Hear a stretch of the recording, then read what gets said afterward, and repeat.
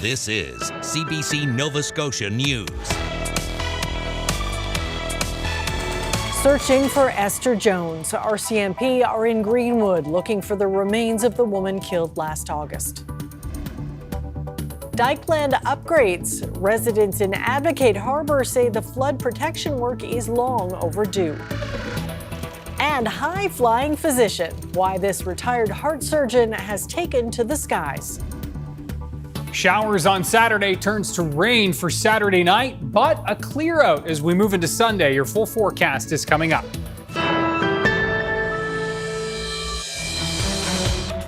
Good evening. RCMP are back in Greenwood, continuing their search for the remains of Esther Jones, who was killed last August. Dale Allen Toole was charged with first-degree murder in September and is in custody awaiting trial. As Vernon Ramasar reports, the family of Esther Jones hopes this latest search brings them some closure. RCMP are back on the ground in Greenwood, continuing their search for the remains of Esther Jones. The 55-year-old was reported missing by her family last September. A man known to her has been charged in her murder, but her body has never been found. It's nice weather now. Spring, summer's finally here. People are going to be out and about. If you're out in the woods, those kinds of things, you see something that looks a little bit weird, especially if you're kind of in this western end of Kings County or over the border into Annapolis County, please give us a call. Police believe she was killed at the Kingston Bible College after a struggle with 54-year-old Dale Allen Toole.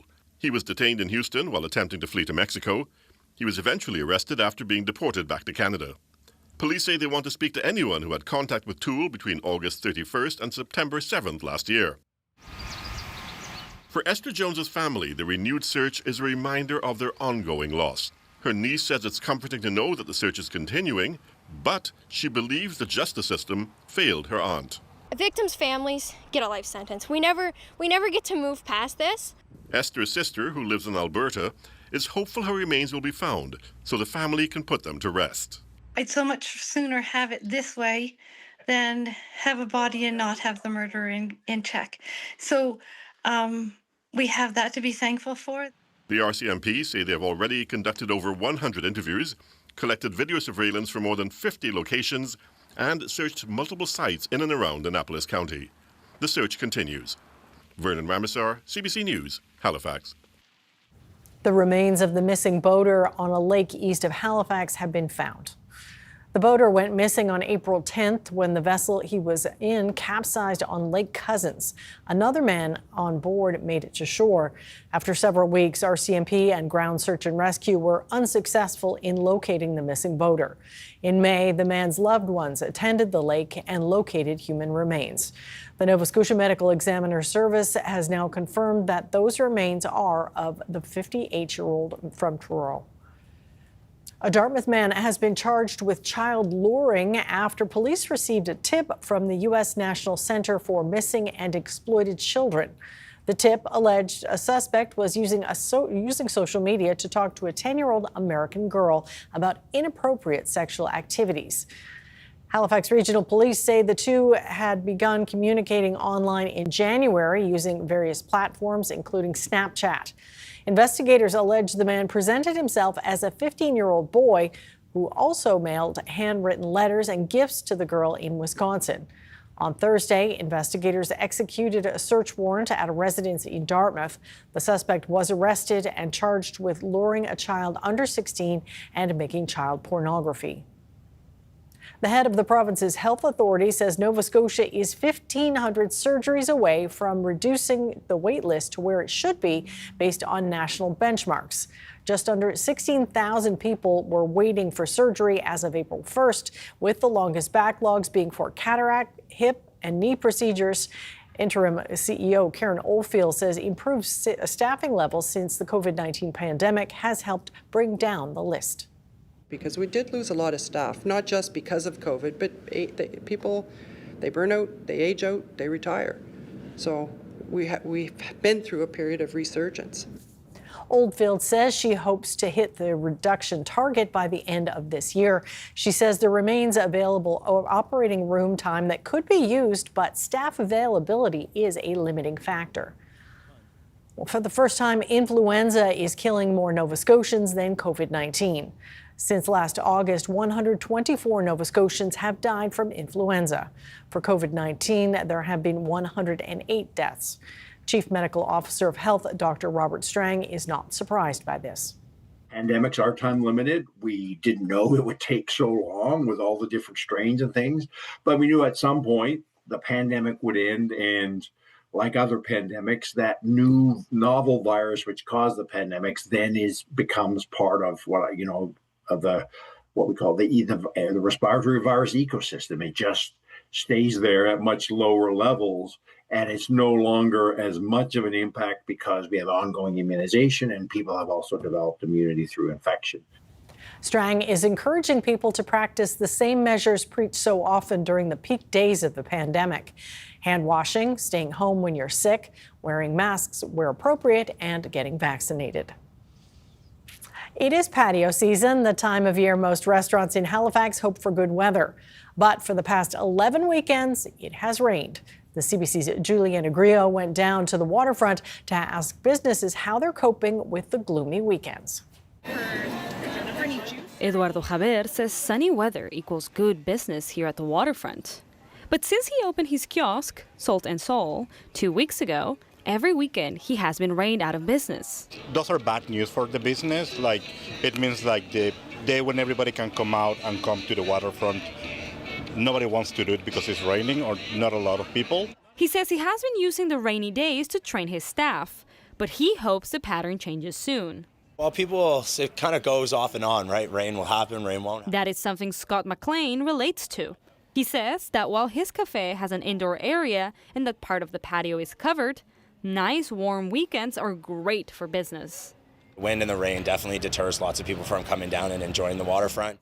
Still, he says people show up during weekdays as well, and he's embracing the clients who come Monday to Friday when the weather has been nice. Brendan Doherty says his business is very lucky compared to others. The patio has been relatively busy on weekdays, and on those rainy weekends, they don't feel the pain of not having it as much because people still come indoors. But he says he understands the frustrations other businesses may have. All restaurateurs spend a lot of time, energy, and money getting their patios ready, and obviously the weekend is when you see the most of it. But at the end of the day, we live in Nova Scotia and we can't control the weather, so we make do as is. And make do is what most will have to do. With more rain on the forecast, Juliana Grillo, CBC News, Halifax.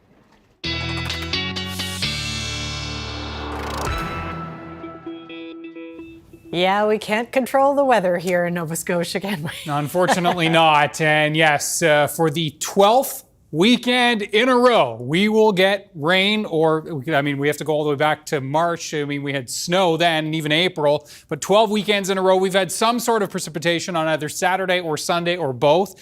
And yes, this weekend will be no different. As we look at the forecast for Saturday, it's showers. And I do think the potential for a couple of sunny breaks, but blink, you'll miss them along that South Shore into the metro area, up into the northeast in Cape Breton. That's our best chance. And our best chance for showers is going to be across the north and up into the Colchester-Cumberland area. For Sunday, we're going to see showers in the morning, and then those will clear and will become a mix of sun and cloud into the afternoon as those northerly winds wrap in on the other side of the system. A bit cooler than seasonal, but still not bad. And so, yes, not all will be a washout, and there are those scattered showers on Saturday. The bulk of the wet weather this weekend, thankfully, will be through the evening and overnight as this system moves through, again, lingering into Sunday, then that clear out. Full timeline, full 7-day coming up in a few minutes. Amy? All right, thanks for that, Ryan. Thank you.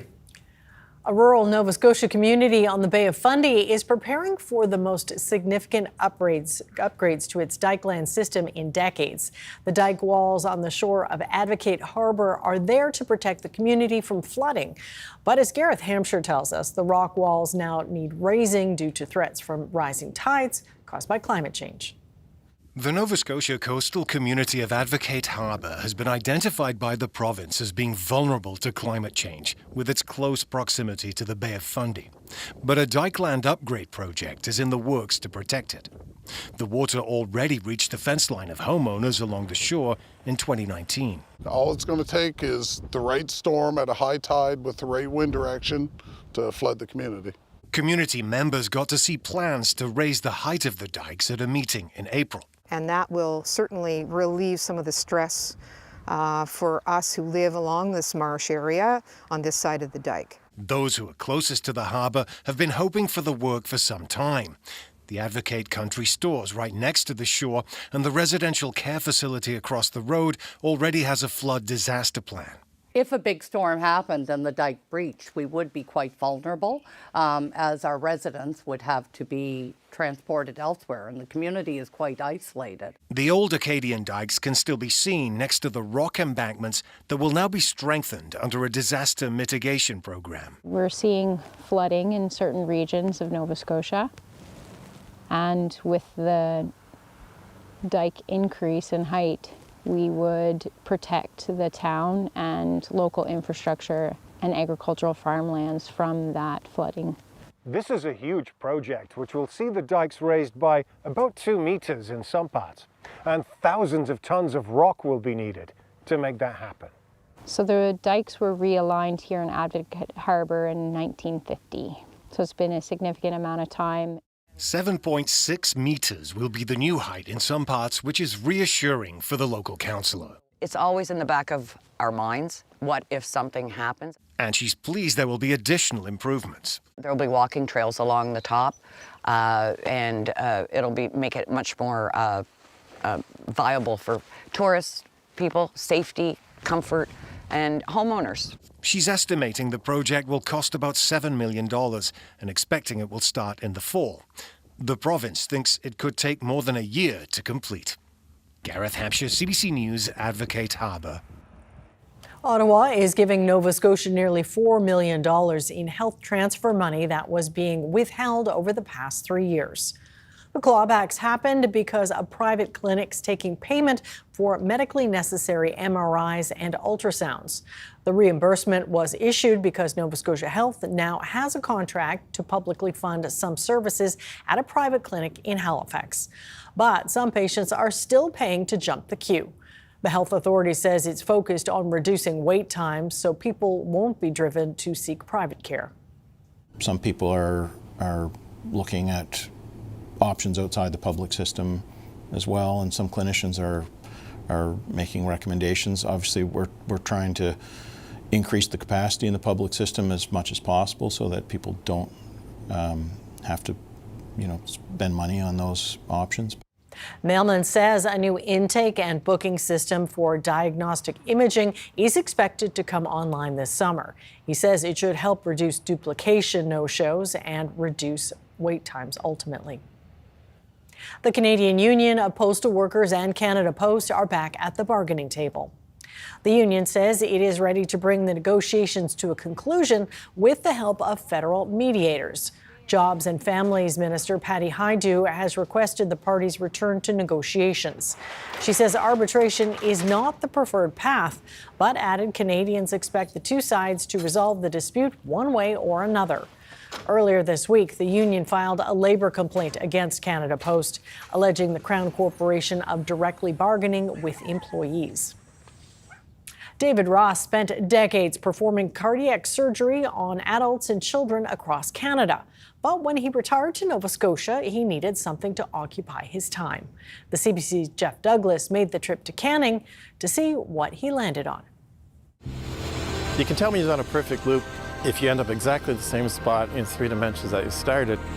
As you start your loop, you disturb the airflow because you're pulling about 3.5 Gs. When you come around, if you hit that bump, you know that you ended up exactly where you started. Lots of folks look for a new pastime when they retire. For some folks, it's golf. For some, it's pickleball. David Ross went in a slightly different direction. I'm David Ross. We're at the Kings Hilton Airport. I call it CIA Canning International Airport. Well, I retired from my main job in 2018. I was a cardiac surgeon, one of the few in Canada that did adults and children, but my main gig was children. We operate on newborns and prematures. The smallest, we routinely operate on 500 grams. My previous job, you had to master a skill, and it also was quite a bit of stress. Flying sort of replaces that a bit.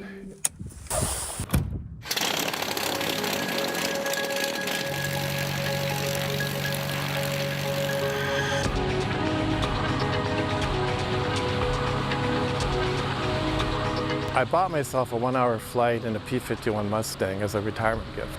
And a friend of mine who knows a bit more about this than me said, you're not going to enjoy it because you're going to be doing loops and rolls in a Mustang and you're not used to it. So he suggested I contact Patio Wagestaff, who has an aerobatic and upset recovery school in Florida, for a couple of hours of training. I was terrified, but I did enjoy it a bit. So I started going back on an annual basis and got more and more into aerobatics. I'm not competitive. I go really high and I do pretty simple stuff by myself. With an instructor, I'll go really high and we'll do much more complicated stuff. I do loops and I do rolls and wing overs. But it's just learning to master something. You know, it's perfectly safe if you're very careful and you pay attention to details. It's totally intolerant if you're not. And learning to do a perfect loop is really, is kind of a challenge. Some of the skills that you developed operating on those little hearts came in handy when you were building this aircraft. I did a lot with my hands, so there's 15,000 rivets in this plane. Some are quite easy to put in, some are very difficult and inaccessible. Some of those skills about knowing where your hands were when you can't see them and in difficult spots really came in helpful. We can do one-handed knots in surgery, so it's even got a few surgical knots hidden here and there.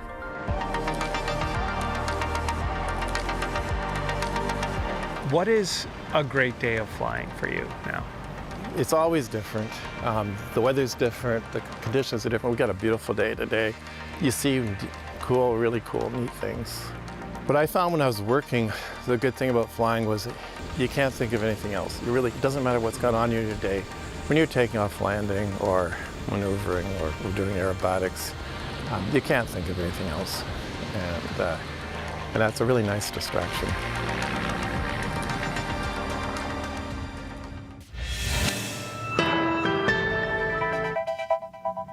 The weekend has arrived. How will the weather affect your plans? Ryan has the answers when we come back.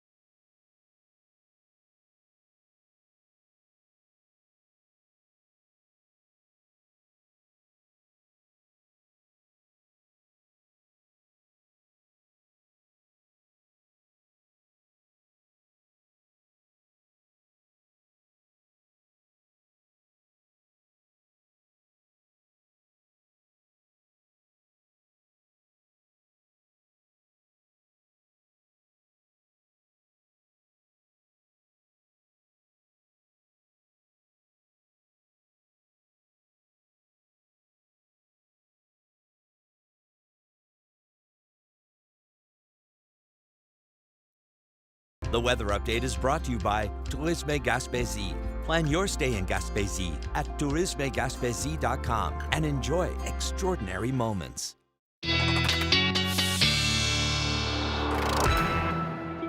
So we're on a streak of sorts when it comes to rain in the weekends, huh? Yeah. Again, this will be the 12th weekend in a row. The dirty dozen. The dirty dozen, yes, for sure. And of the 22 previous weekend days that could have been bright, but obviously hasn't been favorable. No. Of those 22 weekend days, only 2 have been completely rain-free so far. Okay. 1 in March. 1 in, I think the June 1st, actually, last Sunday was pretty much rain-free. Yeah. So it has not been great. It has not been great. This weekend, no different. Both days we're looking at some precip, but hopefully the last weekend of spring will be the only rain-free weekend of the season, hopefully. Yeah. Have a look at this. Now, this is a reminder that we can't complain too much. Exactly. You can see all of the wildfire activity going on out west right now. Alberta, Saskatchewan, Manitoba, and that is wildfire smoke in white. And you can see how that's really working its way to the east and along that jet stream. And so as we look at the outlook here, we've had that wildfire smoke in the mix this afternoon, and as we run the model out, I am expecting it'll be in the mix again for Saturday. And again, that rain will likely mix a lot of that out. I'm not expecting too many conditions here at the surface, but on Sunday, as the low moves out, on the back side of the low, the winds are going to become northerly, and I do think that with some sinking air as this area of high pressure moves into the area, this is where we could definitely see the smoke in the atmosphere on Sunday as the skies clear away, and perhaps even working its way down towards the surface at least a little bit more. Air quality, again, will be likely not too impacted, but it's something we'll be keeping an eye on for the weekend. Here's the scene at White Point right now, and you can see the skies looking a little ominous there, and we are indeed watching some activity with shower and thunderstorms that have been firing up over the western half of the province this afternoon. And that is now working its way eastward. Now, the heaviest line is actually just south of the valley, and we are looking at kind of rolling right over South Mountain right now.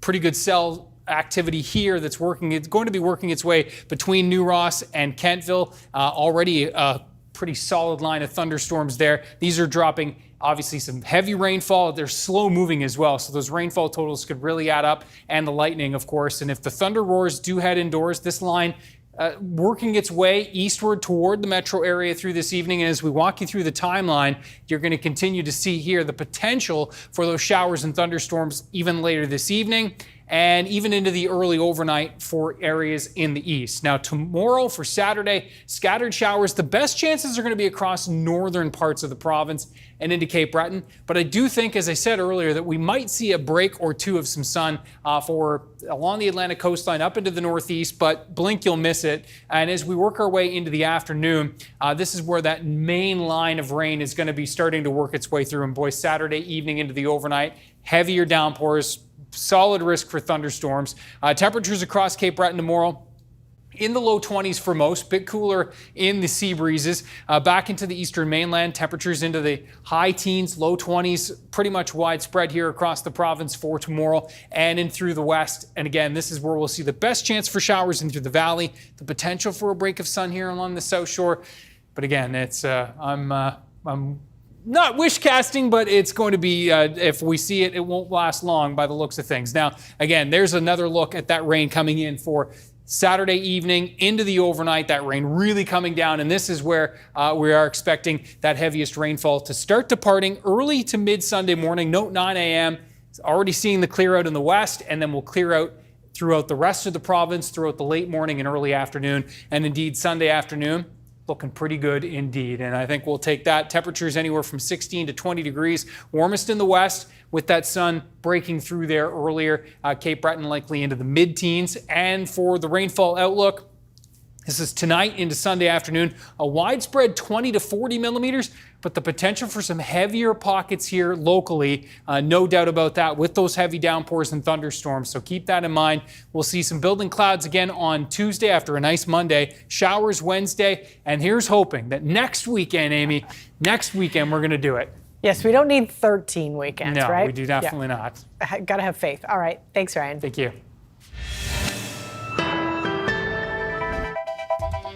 Coming up, we speak with Susan Ormiston about CBC News' exclusive access to the first all-Canadian expedition to Antarctica.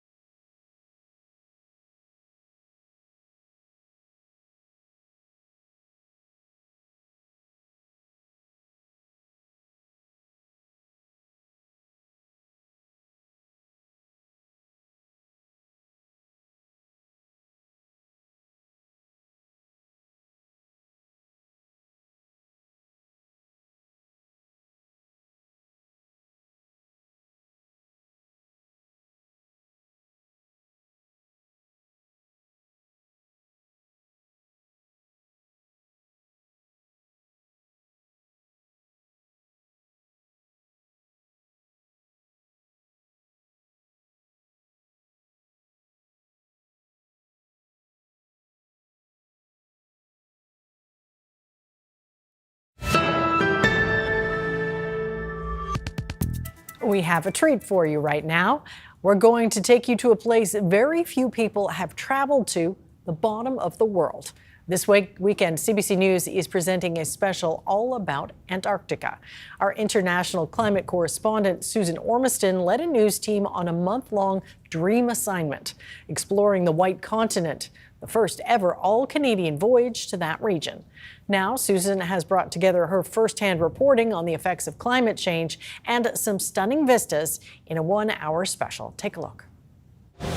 Take a voyage with me to the vast, remote, most extreme place on Earth. For many, this will be a once-in-a-lifetime experience. Where the effects of climate change are intensifying. The poles are a very rapidly changing place. And geopolitical cracks threaten peace and stability. Do you think there's a security concern? I definitely do. Experience the historic all-Canadian mission. CBC in Antarctica, Saturday, 8 Eastern. And Susan joins us now.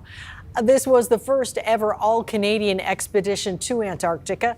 What was it like sailing through Antarctic ice?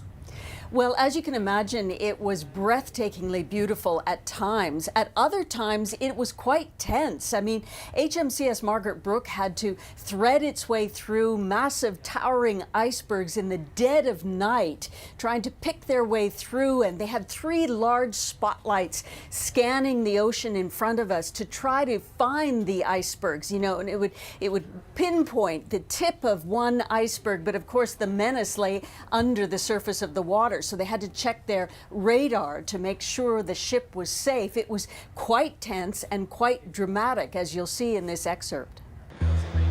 Okay, stop both engines. Half thrust starboard. And it's just about midway down now? Yeah. Okay. Good. On the bridge, Navy watchkeepers and navigators peer into the gloom, maneuvering powerful spotlights to find the tip of an iceberg. Stop thruster. Stop thruster. Without the spot, they're invisible. And as much as 90% of the ice lies below water. The weather's deteriorating, and the HMCS Margaret Brooke is on its final push south in Antarctica. And whatever we can do with the center one to try to get a better picture ahead would be awesome. Commander Terry Scher has been on the bridge much of the night. In between, like the bigger one off the port bow and the smaller one off the starboard bow, that's where I'm going to try to go. Does that make sense? So you could hear her talking about the decision to move ahead, and we did get to the most southerly point.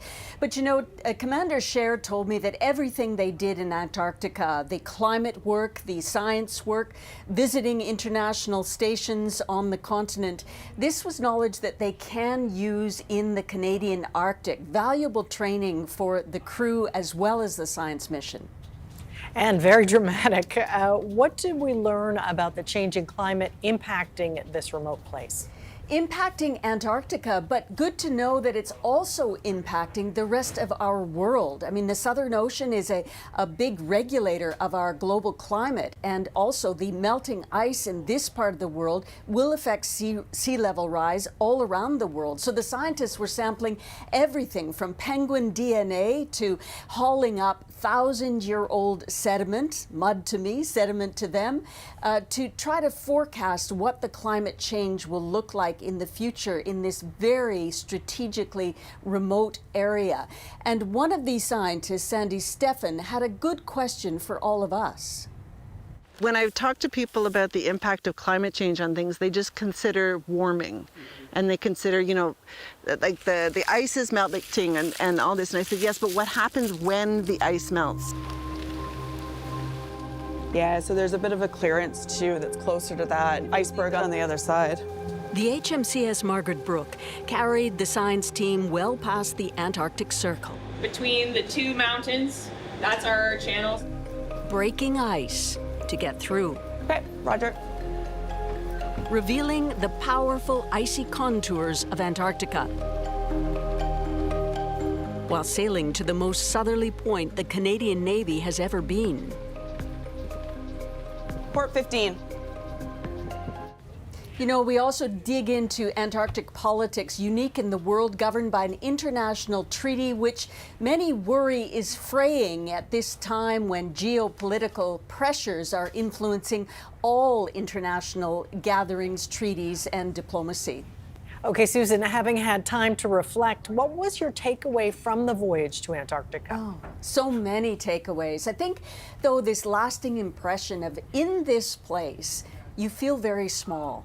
Because you're surrounded by the power of Antarctica, the majestic, breathtakingly beautiful ice, yes, but also a power that we can't control independently. Climate change is happening in this polar region as well, and it's good for Canada to understand the pressures on both our Canadian Arctic, both politically and to the climate and also in Antarctica. I also came away with respect for our Canadian Navy that kept our team safe, also the 15 scientists on board. It was really a collaboration of three cultures, the media, the military, and the scientific community, and I think we all got a lot out of it. And we did have a few of behind the scenes that we collected for our special. CBC videographer Sam Martin, producer Jill English, and I lived on the ship for a month to bring you these stories. This is your accommodations. No queen-size bed? Our make-do office was in the bow of the ship, with an audio booth in a storeroom. To follow the science meant squeezing into dry suits and then lowering into the ocean multiple times a day. For hours spent on the sea, in small boats and frigid winds. Now, I know the Margaret Brooke is back in Halifax, having completed a 4 or 5 month expedition, and I hope they're getting some well-deserved rest. What an experience. Thank you so much for sharing, Susan. Thanks for your interest. And you can see CBC in Antarctica, the special, now on CBC News YouTube channel. Also Saturday on CBC News Network at 8 p.m. Eastern. And coming up this Sunday in prime time on CBC TV, that's 8 p.m. local time.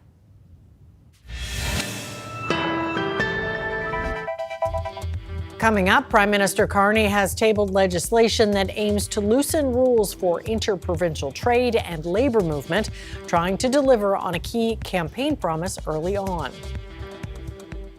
And as the drama between U.S. President Donald Trump and Elon Musk continues, a lot could be at risk financially for the two former Oval Office buddies.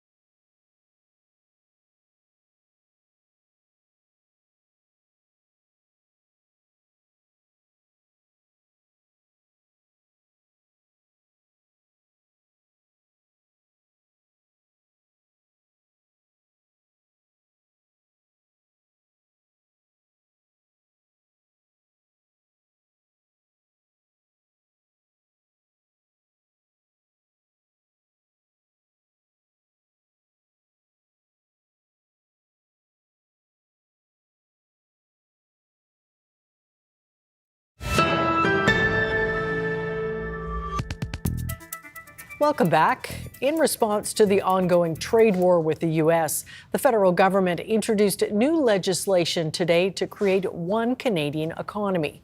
It proposes to break down federal trade barriers and build major projects faster.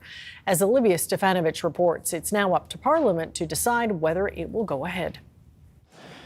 Today is an important day for Canada, and it's a day that has literally been decades in the making.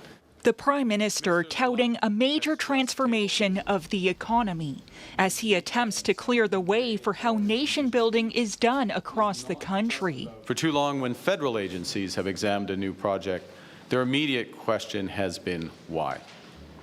With this bill, we will instead ask ourselves how. The first part of the federal government's new legislation aims to remove all remaining federal barriers to internal trade, including labor restrictions. This is a good thing.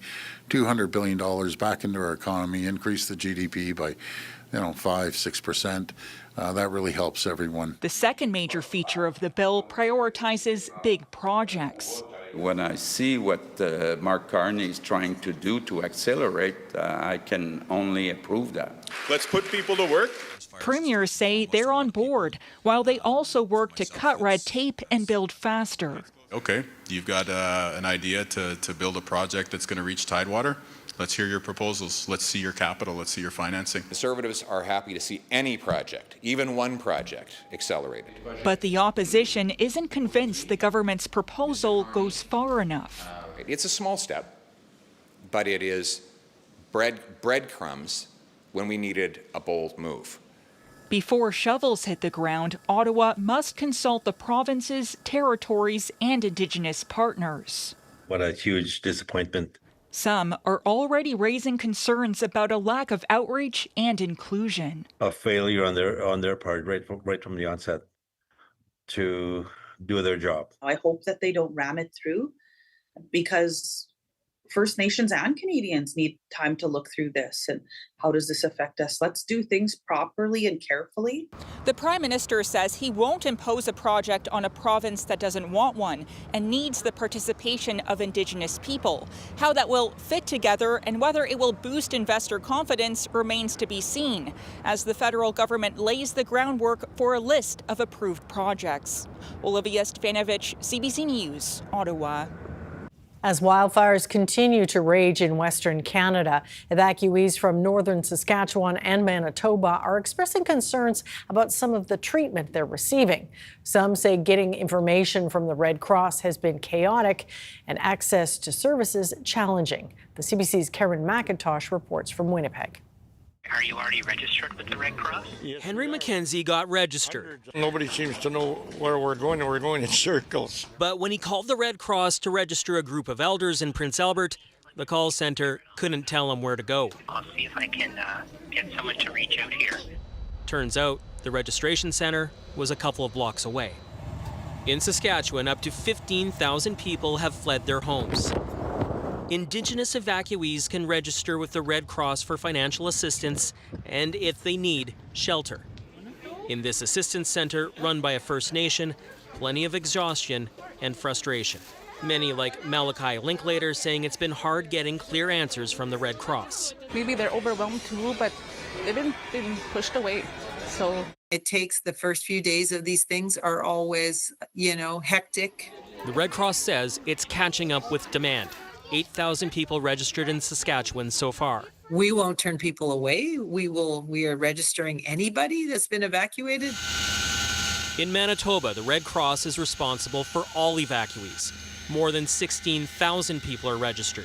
That too started slowly.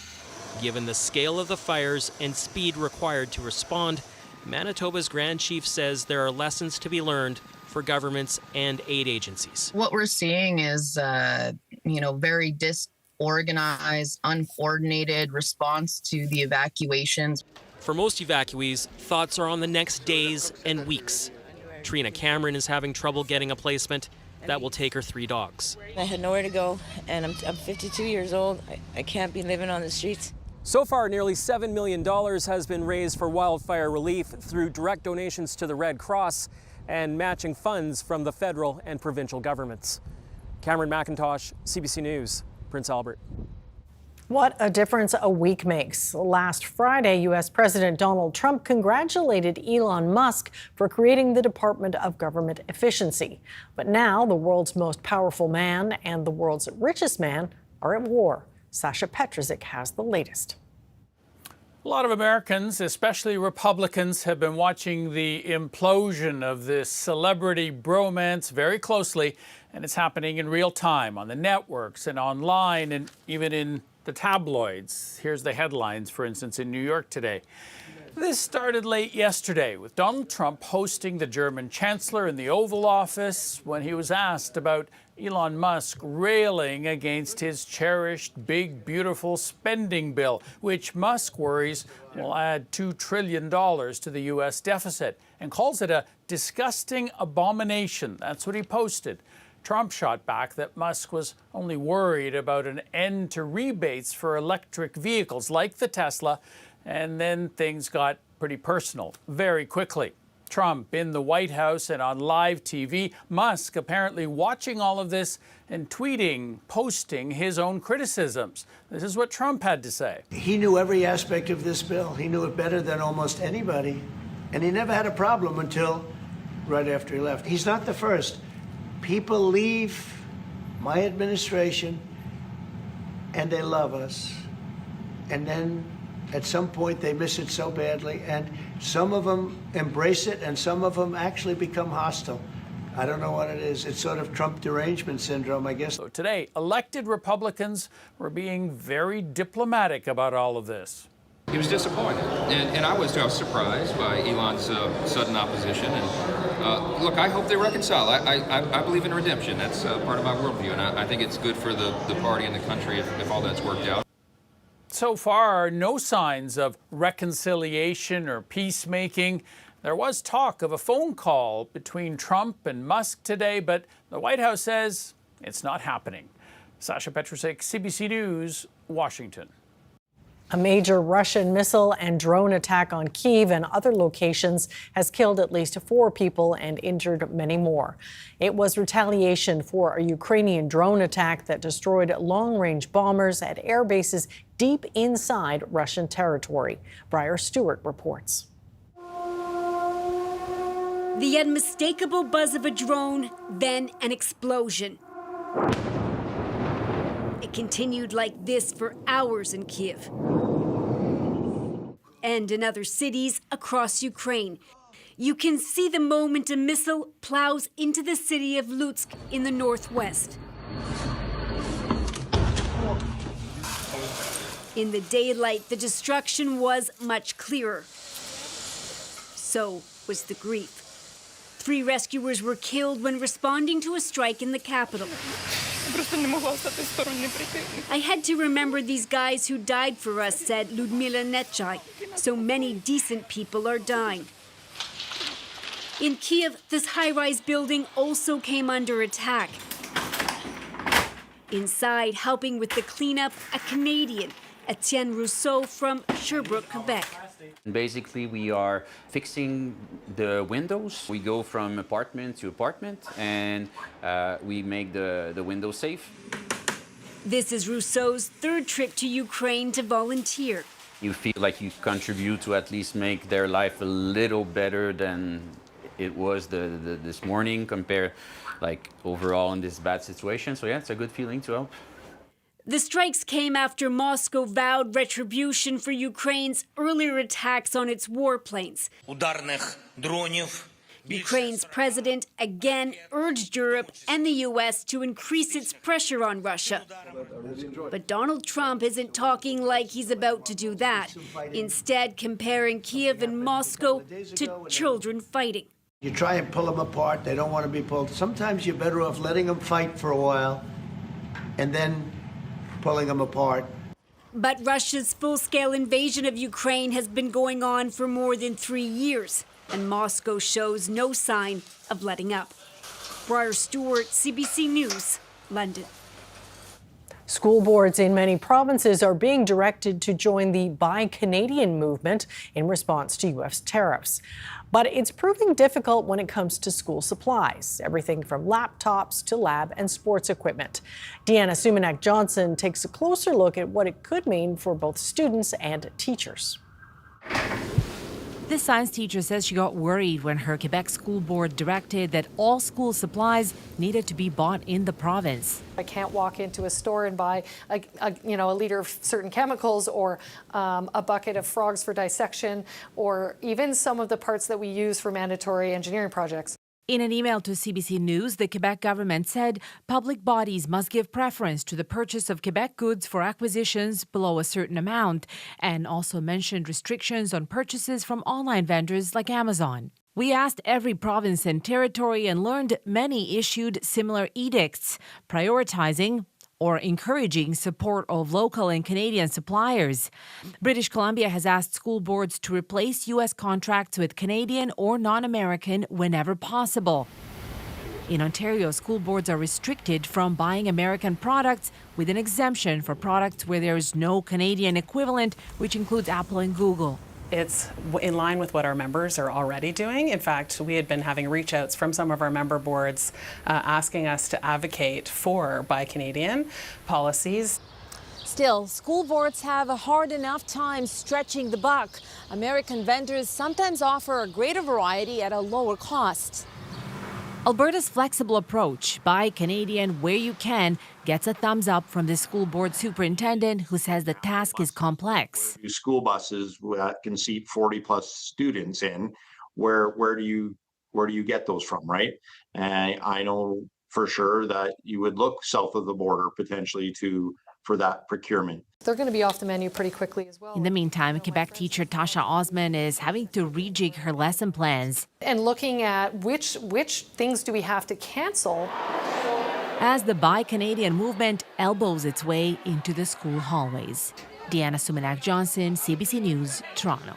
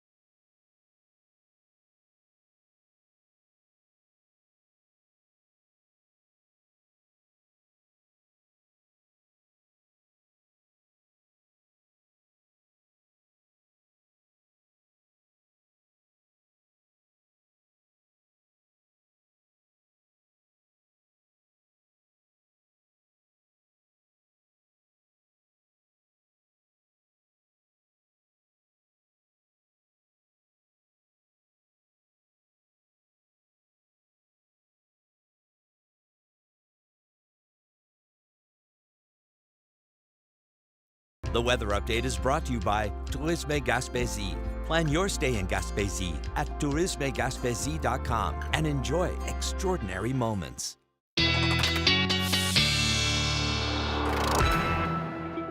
Okay, the weekend is here. All is not lost, right? That's true. Yeah. There's glimpses. Glimpses for sure. I think Saturday is the best chance for showers will be over northern Nova Scotia. The potential for some breaks of sun, it appears, for the eastern half of the province and up towards Cape Breton, but breaks. Sunday's definitely the better day of the two. And Sunday we may indeed see some wildfire smoke back in the mix. Have a look at this viewer picture. This taken in western Nova Scotia. You can see south of Yarmouth, this is Wedgeport, and have a look at this. And that is the sun, and yeah, it has definitely been... that tiny dot there? Yeah, you can see that the redness of it, right? Yeah. So that has been kind of the case the last week or so that we have been seeing the sun. It has been a little filtered by that wildfire smoke. So thanks to Jackie for sharing this. Ryan's picks at CBC.ca. Now for Saturday's forecast, we are looking at, again, the best chance for showers from Yarmouth through the valley to the Cobequid Bay area and across the Colchester-Cumberland area. Still a chance for showers in the east, but a potential for a couple of breaks of sun as well. Better chance for some sunshine on Sunday, especially in the west. The winds will shift to northerly, so that will impact temperatures, keeping temps into the 14 to 16 range for Cape Breton. Looks like 16, 17 degrees for eastern parts of the mainland, and we'll get up into the high teens and near 20 for the west. Okay, quick timeline, and there are those scattered showers overnight. Risk for thunderstorms continuing for Saturday. The best chance for wet weather is going to be Saturday evening, overnight as that system comes through with a 20 to 40 millimeter shot, and then we're clearing out as we move through Sunday. The grass will be green. Yes. A veterinarian in Uganda is finding herself busy as she finds more ways to care for patients of all stripes. Martina Kia tends to nearly 1,000 animals covering more than 40 species. Her daily routine includes feeding and caring for her wild patients. The 29-year-old helps sick animals and also administers vaccinations. Kia recently nursed a severely malnourished white lioness back to health. More women like her are now leading conservation efforts across Eastern Africa. Good for her. Yeah. Well, that is it for us tonight. Thanks for watching, and we'll see you next time. Take care.